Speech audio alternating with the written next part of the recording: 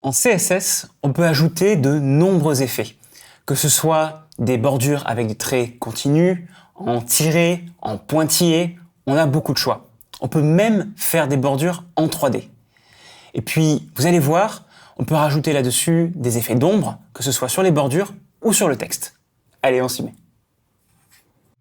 Alors commençons par les bordures. Il y a de nombreuses propriétés CSS, mais je préfère vous passer le détail et vous concentrer sur l'essentiel, la super propriété border.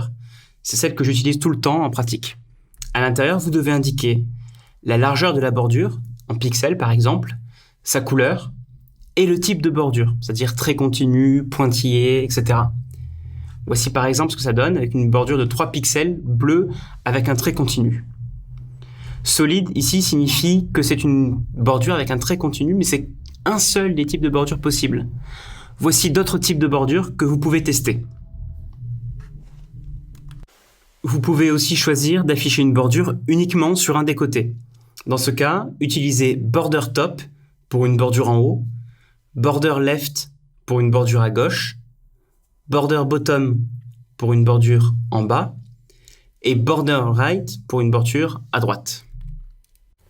Vous voulez rajouter un petit peu de rondeur à vos bordures? Eh bien ça tombe bien, on peut créer des bordures arrondies avec Border Radius.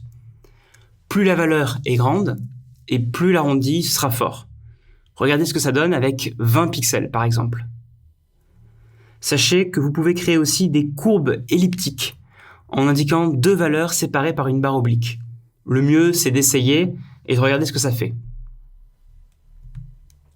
Passons maintenant aux ombres. On peut ajouter une ombre au bloc avec Box Shadow. Il faut indiquer pas moins de 4 valeurs dans cet ordre. Le décalage horizontal de l'ombre, le décalage vertical de l'ombre, l'adoucissement du dégradé et la couleur de l'ombre. Essayons avec donc une ombre noire de 6 pixels, sans adoucissement pour commencer.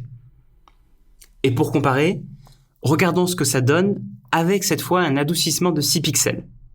Et sachez qu'on pourrait mettre plus ou moins d'adoucissement si on le voulait.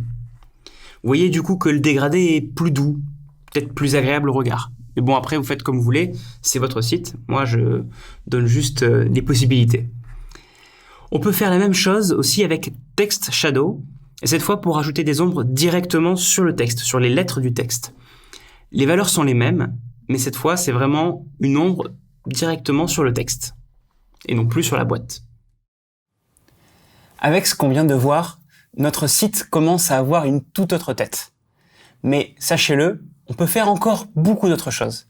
Tenez, justement dans le prochain chapitre, je vous propose une petite surprise.